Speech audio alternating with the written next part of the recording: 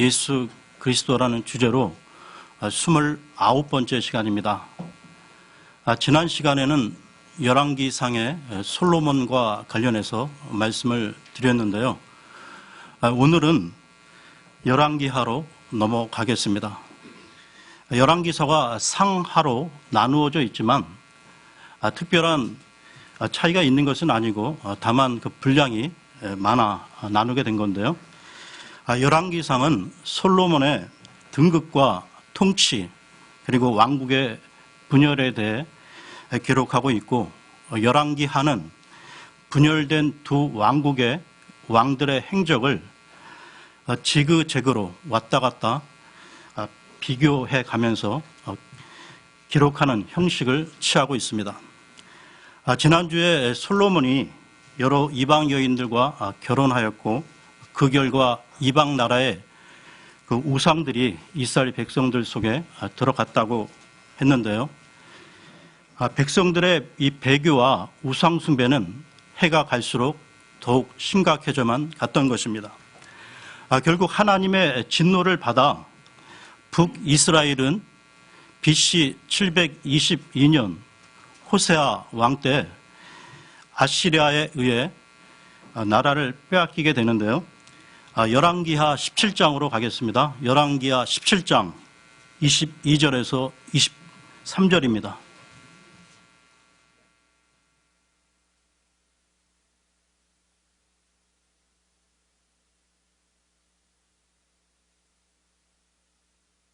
(17장) 22절에서 23절입니다. 이스라엘 자손이 여로보암이 행한 그의 모든 죄 가운데서 걸었더라. 그들이 그 죄들에서 떠나지 아니하더니 마침내 주께서 자신의 종 모든 대언자들을 통해 친히 말씀하신 대로 이스라엘을 자신의 눈앞에서 옮기시니라. 그러므로 이스라엘이 자기 땅에서 떠나 아시리아로 사로잡혀가서 이날까지 이르니라.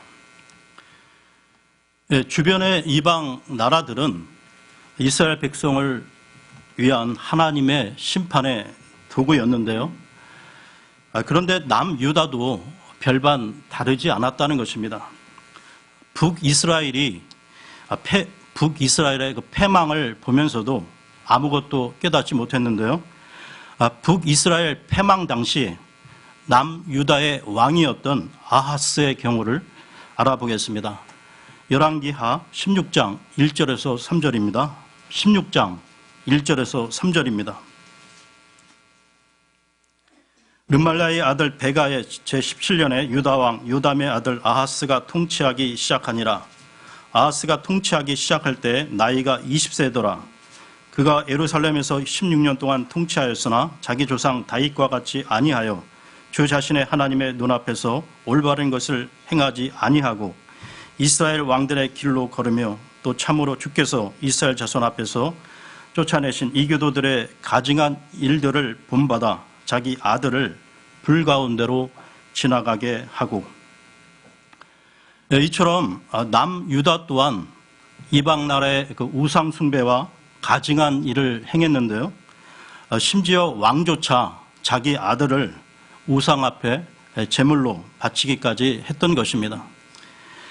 그렇다면 여러분, 하나님이 우상 숭배의 죄를 그처럼 책망하고 징벌을 했음에도 불구하고 어떻게 해서 이 배교와 우상 숭배가 이스라엘 백성들의 삶과 역사 속에 끊이지 않고 제기되는 것일까요?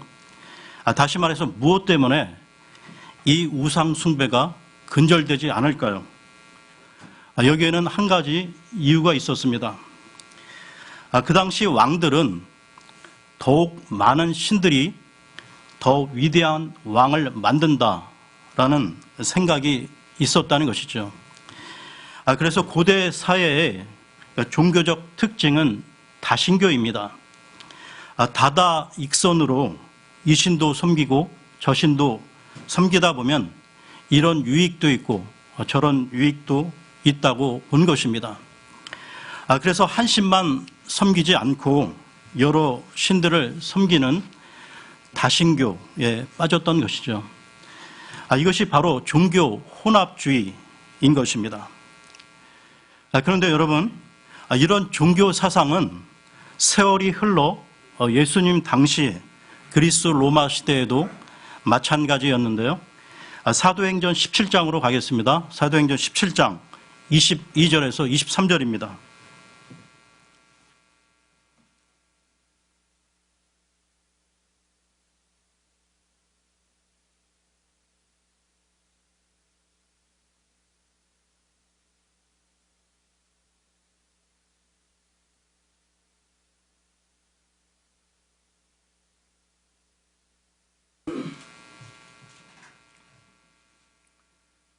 그때 바울이 마르스의 언덕 한가운데 서서 이르되 너희 아테네 사람들아 내가 알고 보니 너희가 모든 것에서 지나치게 미신에 사로잡혀 있도다. 내가 지나다니며 너희가 섬기는 것들을 보다가 알지 못하는 신에게 라고 새긴 글이 있는 제단을 발견하였나니 그런즉 너희가 알지 못하고 경배하는 그분을 내가 너희에게 밝히 알려주리라. 사도 바울이 2차 선교 여행 가운데 그리스 수도인 아테네에 갔을 때 여러 신들을 섬기는 제단을 보게 되었는데요. 고대 종교는 신상, 형상이나 제단이 있었다는 것입니다. 헬라, 즉 그리스인들은 여러 신들을 섬겼는데 혹시 그 부지 중에라도 한 신이라도 빠뜨리면 그 신이 노하여 화를 입는다고 생각했던 것이죠. 그래서 그들은 심지어 알지 못하는 신에게라는 제단을 만들어 두고 그 알지 못하는 신에게까지 희생을 드렸던 것입니다. 여러분, 우리는 어떤 신의 신상을 만들거나 조각하지 않으며 유일하신 하나님만을 경배하는데요. 그런데 이스라엘의 악한 왕들은 풍요나 다산 그리고 전쟁에서의 승리를 위해 어리석게도 다산의 신, 풍요의 신, 전쟁의 신을 형상으로 만들어 놓고 섬겼던 것이죠. 이것이 배교요 우상 숭배였습니다. 이와 관련해서 말씀을 찾겠는데요. 출애굽기 20장 4절에서 5절입니다. 출애굽기 20장 4절에서 5절입니다.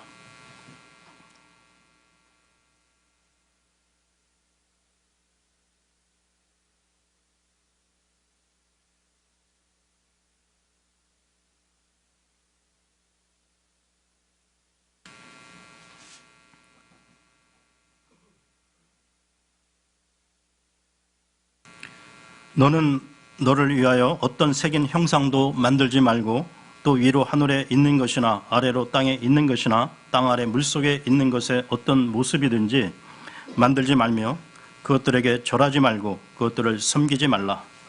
나 곧 주 내 하나님은 질투하는 하나님이니라. 나는 나를 미워하는 자들에게는 아버지들의 불법을 자손들에게 벌하여 3, 4대까지 이르게 하거니와. 지금 이 부분은 10계명, 즉 10가지 명령의 두 번째 명령인데요. 여러분, 구약에서만이 아니라 현대 교회도 하나님을 어떤 형상으로 만들거나 대체하여 섬긴다는 것이죠. 많은 제도권 가운데서 예배당을 성전이라고 부르며 큰 의미를 부여하는 것도 그렇고 십자가 형상을 설치하여 큰 의미를 부여하는 것도 그렇다는 것입니다. 보이지 않는 하나님을 굳이 형상화하려는 것에는 숨겨진 의도가 있는 건데요. 첫째는 하나님을 붙잡아 두려는 것입니다.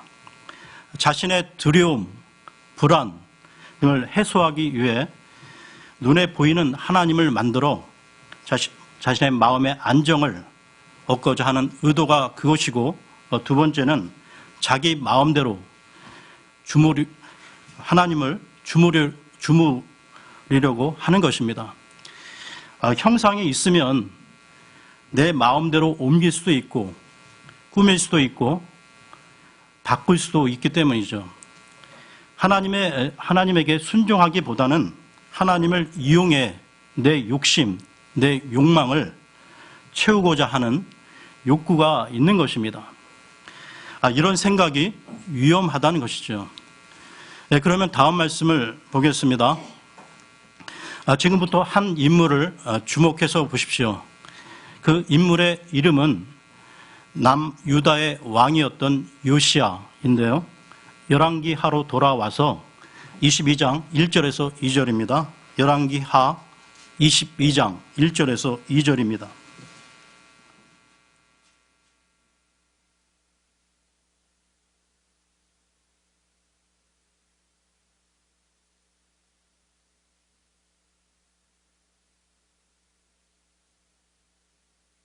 요시야가 통치하기 시작할 때 나이가 8세더라. 그가 예루살렘에서 31년 동안 통치하니라. 그의 어머니의 이름은 보스갓의 아다야의 딸 여디다더라. 그가 주의 눈앞에서 올바른 것을 행하여 자기 조상 다윗의 모든 길로 걷고 오른쪽으로나 왼쪽으로나 치우치지 아니하였더라.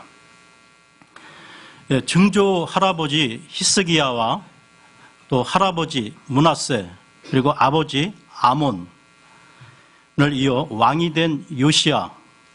요시야는 아버지 아몬이 신하들에게 시해 당하는 바람에 어린 그 8살의 나이에 갑자기 왕 위에 오르게 되는데요. 요시야는 그때부터 31년 동안 유다를 다스리면서 여호사밧, 히스기야와 함께 유다 왕조 최고의 왕 가운데 하나로 인정을 받게 됩니다. 될성 싶은 나무는 떡잎부터 다르다라는 말이 있듯이 요시야는 처음 왕위에 오를 때부터 할아버지, 아버지와는 다른 질적으로 다른 재앙의 모습을 보여주고 있는데요. 성경은 처음부터 그를 정직히 행한 왕이요 다윗의 길로 행하여 좌우로 치우치지 않은 왕이라고 표현하고 있습니다. 요시야가 왕이 된 그때 당시에도 이스라엘 백성들 사이에는 우상 숭배가 극심했는데요. 백성들은 하나님의 성전에 관심이 없었기에 성전 문은 폐쇄되기도 했고 성전 일부는 훼손되기도 했던 것이죠. 그 다음 구절 보겠습니다.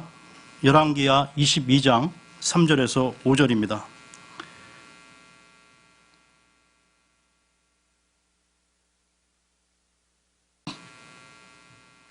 요시야 왕의 제18년에 왕이 무슬람의 손자요 아살리야의 아들인 서기관 사반을 주의 집에 보내며 이르되 대제사장 hil기야에게 올라가서 그가 백성의 주의 집으로 가져온 은 곧 문 지키는 자들이 백성에게서 거둬들인 은을 세게 하라.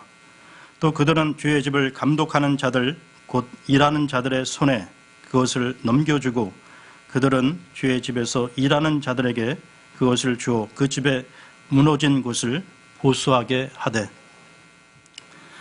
성년이 된 요시야 왕은 방치된 하나님의 성전을 수축하게 되는데요. 이렇게 성전을 보수하다가 중요한 책을 발견하게 됩니다. 그것은 율법책으로 원래 이스라엘 백성들에게 때마다 읽히도록 했던 책이었지만 그 당시 읽혀지지 않은 채 먼지만 쌓여 있었던 것이죠. 그 당시에 비록 문자가 있었지만 문맹자가 많았기에 문서를 공개적으로 읽는 일이 중요했고 율법서도 마찬가지였습니다.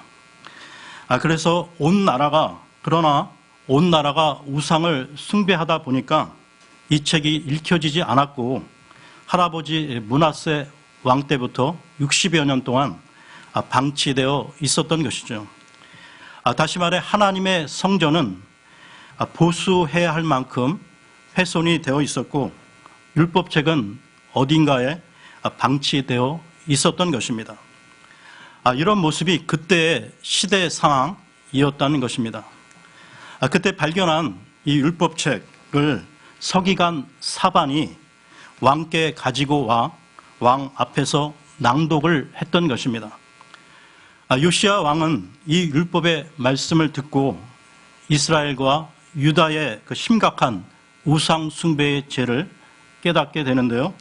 열왕기하 22장 10절에서 11절 보겠습니다. 22장 10절 11절입니다. 또 서기관 사반이 왕에게 보여주며 이르되 제사장 hil기야가 내게 책을 넘겨 주었나이다 하고 왕 앞에서 그 책을 낭독하며 왕이 율법책의 말씀들을 듣고는 자기 옷을 찢으니라. 요시야는 우상 숭배의 죄와 그 죄로 인한 심판의 경고를 들을 때 비통한 심정으로 옷을 찢으며 회개했던 것입니다. 그리고 열왕기하 23장으로 넘어가면 요시야 왕은 모든 백성들을 주의 집에 모이게 하고 그들에게 언약의 말씀을 듣게 했는데요. 열왕기하 23장 1절에서 2절입니다. 23장 1절에서 2절입니다.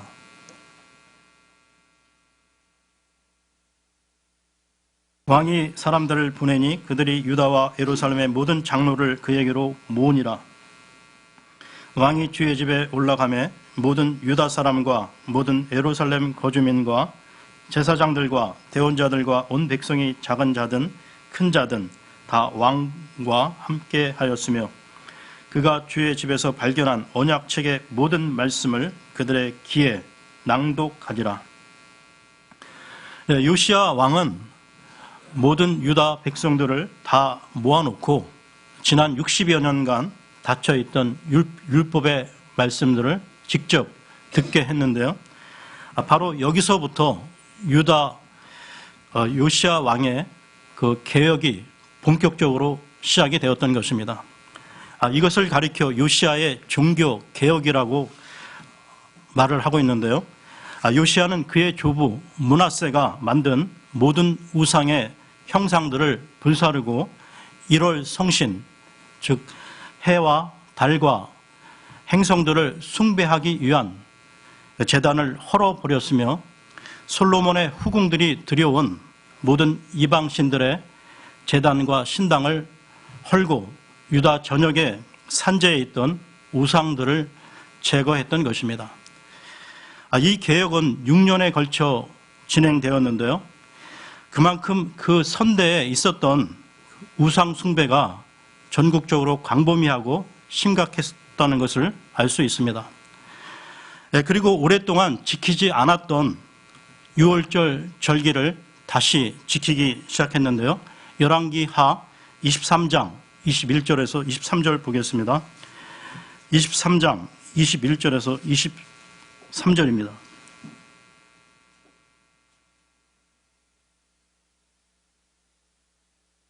왕이 온 백성에게 명령하여 이르되 이 언약책에 기록된 대로 주 너희 하나님께 유월절을 지키라 하니라. 이스라엘을 재판하던 재판관들의 시대부터 이스라엘 왕들의 모든 시대에든지 유다 왕들의 시대에든지 이와 같이 유월절을 지킨 적이 참으로 없었더라. 그러나 요시야 왕의 제18년에 예루살렘에서 주께 이 유월절을 지켰더라. 유월절은 하나님의 구원을 회상시키는 절기로서 하나님께서 종되었던 이스라엘을 구원하신 일을 회상시키므로 하나님과의 언약을 기억나게 하는 절기입니다. 그동안 이 유월절을 지키지 않고 잊고 살았다는 것은 구원의 하나님을 상실하고 살았다는 것을 의미하는 것입니다. 그러나 요시야 왕은 유월절을 지키고 이스라엘 백성들에게 하나님의 구원을 회상시켜 주었던 것입니다. 이런 요시야 왕에 대하여 성경은 어떻게 말씀하고 있는지 알아보겠는데요. 열왕기하 23장 25절입니다. 23장 25절입니다. 그와 같이 모세의 모든 율법대로 자기 마음을 다하고 혼을 다하고 힘을 다하여 주께로 돌아선 왕은 그 이전에도 없었고 그 이후에도 그와 같은 자가 일어나지 아니하였더라. 이것이 모든 우상을 타파하고 하나님과의 관계를 회복시킨 요시야 왕에 대한 성경의 평가였던 것입니다. 그렇다면 어떻게 이 요시야 왕의 근본적인 개혁이 가능했을까요? 여기에는 세 가지 이유가 있었습니다. 첫째는 하나님의 율법책을 발견했기 때문입니다. 요시야가 우상 숭배의 죄를 깨닫고 이방 신당을 허물고 개혁을 단행할 수 있었던 것은 하나님의 말씀을 듣고 철저히 회개함으로 시작되었던 것입니다. 여러분, 오늘날 우리 손에 완전한 하나님의 말씀인 이 킹제임스 성경이 우리 손에 들려져 있지만 읽지 않으면 율법책이 성전 안에 있었으나 방치된 것과 같다는 것입니다. 아무리 매일 성경을 들고 다닌다 하더라도 읽지 않으면 닫혀진 책이 된다는 것이죠. 오늘 우리들의 삶 가운데 하나님의 말씀이 살아있는 말씀이 되기 위해서는 이 말씀이 우리에게 열려 있어야 한다는 것입니다. 다시 말하면 우리가 이 말씀 가운데 살아야만 나의 삶 속에서도 개혁이 가능하다는 것이죠. 그리고 16세기 마틴 루터가 복음적인 진리를 깨닫고 종교 개혁을 시작하게 된 것도 이 살아계신 하나님의 말씀인 성경을 읽을 때였다는 것입니다. 이와 관련해서 히브리서 4장을 보겠습니다. 히브리서 4장 12절입니다. 히브리서 4장 12절입니다.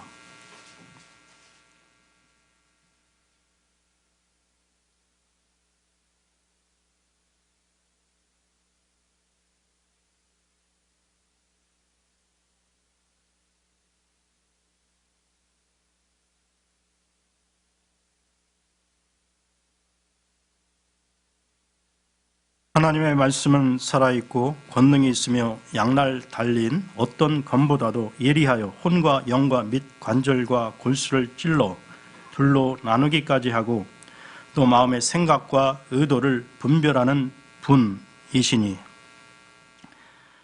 지금 읽은 이 말씀 끝부분에 의도를 분별하는 분이시니라고 기록되어 있는데요. 즉 하나님의 말씀인 성경에 인격성을 부여한 것으로 우리가 성경을 어떤 자세로 어떻게 대해야 하는지 잘 보여주고 있는 구절입니다. 다음으로 요시야 개혁이 가능했던 두 번째 이유는 즉각적인 순종입니다. 요시야 왕은 율법책의 말씀을 들은 후 즉각적으로 순종했는데요. 열왕기하로 돌아와 23장 3절에서 5절을 보겠습니다. 23장 3절에서 5절입니다.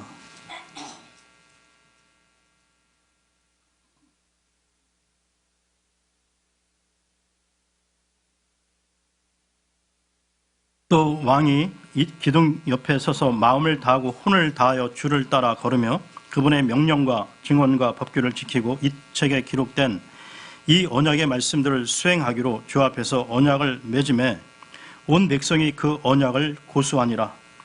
왕이 대제사장 hil기야와 둘째 서열의 제사장들과 문을 지키는 자들에게 명령하여 바알과 작은 숲과 하늘의 온 군대를 위하여 만든 모든 기구를 주의 성전에서 내가게 하니라. 그가 예루살렘 밖에 기드론 밭에서 그것들을 불태우며 그것들의 죄를 베델로 가져가고 또 전에 유다의 왕들이 임명하여 유다의 도시들에 있는 산당들과 예루살렘 주변의 장소들에서 분향하게 한 우상숭배 제사장들을 제거하며 또 바알과 해와 달과 행성들과 하늘의 온 군대에게 분향한 자들을 제거하니라. 여러분, 우상숭배를 포함하여 죄의 속성은 한번 죄를 지으면 또다시 그 죄를 짓기가 쉽고 그 이후 그 죄를 계속 짓게 되면 면역이 생겨 그 죄의 심각성에 대한 인식이 점점 무뎌지게 된다는 것이죠. 죄를 지었다고 해서 즉각적으로 무슨 징벌이 바로바로 오는 것이 아니기 때문에 면역이 생겨 또다시 같은 죄를 짓게 된다는 것입니다. 오늘날 하나님을 믿는 우리들의 문제는 특정한 죄에 대한 알지 못하는 무지가 아니라 알고도 행치 않는 불순종에 있다는 것이죠. 지금 우리 그리스도인들은 각종 미디어를 통한 거대한 세속주의 영향력 앞에 노출되어 있습니다. 요시야 왕처럼 즉각적으로 순종하는 결단이 필요하다는 것입니다. 다음으로 요시야의 개혁이 가능했던 세 번째 이유는 지도자의 각성입니다. 왕이었던 요시야가 겸비하여 하나님의 말씀에 순종했기에 개혁이 가능했다는 것이죠. 6년에 걸친 전 국가적인 우상을 타파할 수 있었던 것은 왕이 먼저 각성하고 바로 섰을 때 그의 영향력이 공동체를 변화시켰던 것입니다. 이와 마찬가지로 우리 교회 지체 중 한 사람이 하나님 앞에 제대로 바로 선다면 교회 전체에 영향을 끼치게 된다는 것입니다. 한 사람이 중요하다는 것입니다. 다시 말하면 한 사람이 바로 서야 개혁이 일어나는데요. 그러기 위해서는 우선 가정에서부터 하나님의 말씀을 가르쳐야 한다는 것입니다. 여러분, 이 열왕기 하에 우상 숭배의 긴 역사 속에서도 요시야 왕의 사적이 기록된 것은 이 기록을 통해서도 우리에게 교훈을 주시기 위한 것입니다. 요시야는 나라의 멸망에 대한 하나님의 무거운 말씀을 들었지만 손 놓고 절망만 하고 있지 않았다는 것입니다. 요시야는 적어도 자기 대에서만이라도 할 수 있는 한 최대한의 노력으로 모든 백성들이 하나님께 순종하며 살게 하고 싶었던 것이죠. 우리들 또한 우리가 살아가는 이 시대가 영적으로 라오디게아 시대이고 은혜 시대가 끝나가는 마지막 시대임이 분명하지만 체념하지 않고 요시야처럼 하나님이 우리에게 맡기신 사명과 역할을 찾아 감당해 가야 할 것입니다. 오늘은 여기까지 하겠습니다.